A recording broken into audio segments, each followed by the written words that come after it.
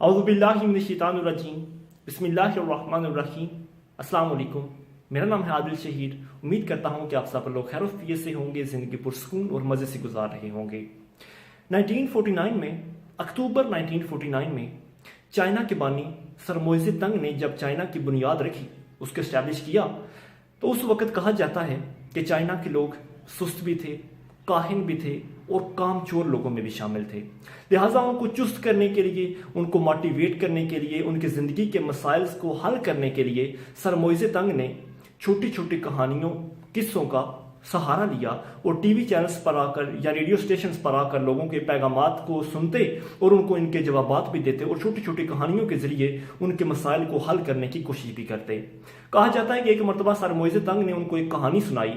वो कहते हैं कि एक मरतबा एक शख्स को,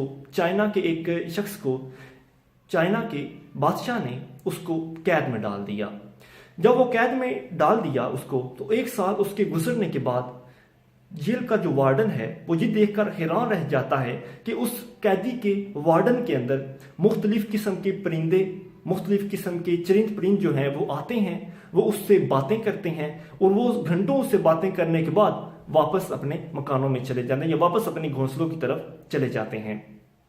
जेल का वार्डन इस अजीब वाक़े को देखकर हैरान रह जाता है और दौड़ता हुआ आकर बादशाह को ये पैगाम देता है कि हमने जिस कैदी को साल पहले कैद किया था, ये मामला उसके साथ पेश आ रहा है और मैंने अपनी आंखों से देखा है कि परिंदे उसके जेल के वार्डन के अंदर आते हैं, उसके कमरे में आते हैं और उससे घंटों बातें करते हैं और फिर बाहर चले जाते हैं।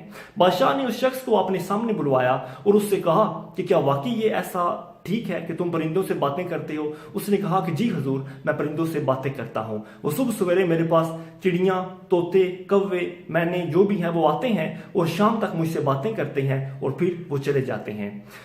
बादशाह थोड़ा हैरान हुआ। फिर उसने पूछा कि तुमने ये उनकी जुबान कैसे सीख ली? जेल के अंदर उस कैदी ने कहा कि जब आपने मुझे जेल में डाल दिया तो मैं उस वक्त बिल्कुल फारिग था, मुझे दुनिया जहान का कोई काम नहीं था। लिहाजा एक दिन यूं हुआ कि एक चिड़िया और उसका बच्चा मेरे जेल के वार्डन में आए, मेरे जेल के कमरे में आए और आपस में कुछ बातें करने लगे। वो कहता है कि मैं उनकी बातों को गौर से सुनने लगा। उसने मजीद कहा कि मुझे उनकी बातों की कोई समझ नहीं आ रही थी, लेकिन मैंने फिर भी उनकी बातों की आहिस्ता आहिस्ता नकाली करनी शुरू कर दी।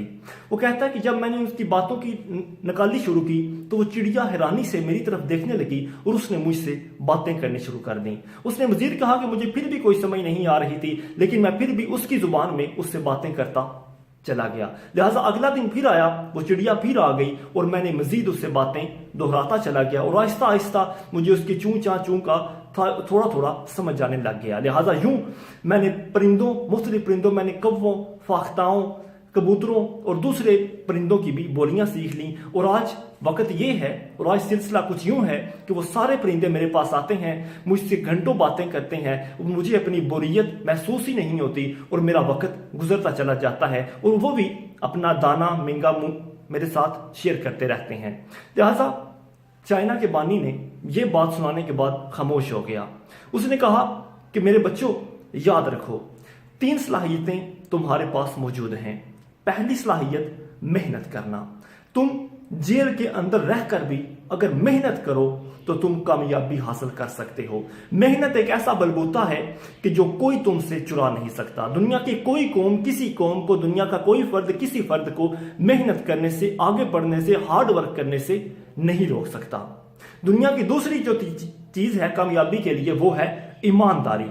तुम जिस मुकाम में हो, तुम जिस काम में हो, तुम जॉब कर रहे हो, तुम बिजनेस कर रहे हो, तुम एज ए मजदूर काम कर रहे हो, तुम अगर ईमानदार रहना चाहते हो तो दुनिया का कोई भी शख्स तुम्हें बेईमान नहीं बना सकता। और अगर तुम ईमानदारी और मेहनत को अपना शेवा बना लो तो 80% कामयाबी तुम्हारे अंदर समो सकती है। और दुनिया की आखिरी और तीसरी चीज है इल्म हासिल करना। उसने कहा कि वो तुम जेल के अंदर रहकर भी परिंदों की बोलियों का इल्म सीख सकते हो, लेकिन अगर तुम हासिल ना करना चाहो तो तुम एज ए बादशाह भी कुछ भी इल्म हासिल नहीं कर सकते। इल्म एक वाहिद ऐसी चीज है जो बादशाह के लिए भी और एक गरीब मजदूर के बच्चे के लिए भी रास्ता बिल्कुल सेम होता है। और इल्म हासिल करना हर हुजूर सल्लल्लाहु अलैहि वसल्लम की हदीस के मुताबिक कि हर मर्द औरत पर फर्ज करार दिया गया है। लिहाजा चाइना के बानी ने कहा कि मेरे बच्चों उठो, इल्म हासिल करो, محنت کرو اور ایمانداری سے اپنے کام لو، لہٰذا دنیا کی کوئی بھی طاقت تمہیں کامیاب ہونے سے نہیں روک سکتی۔ بات تو یہیں تک تھی۔ اگر ہم بھی ان 3 شیووں کو اپنی زندگی میں اپنا لیں تو ہمیں بھی ایز اے قوم، ایز اے من حیث القوم یا ایز اے من حیث الشخصیت کامیابی سے کوئی بھی نہیں روک سکتا۔ بہت شکریہ۔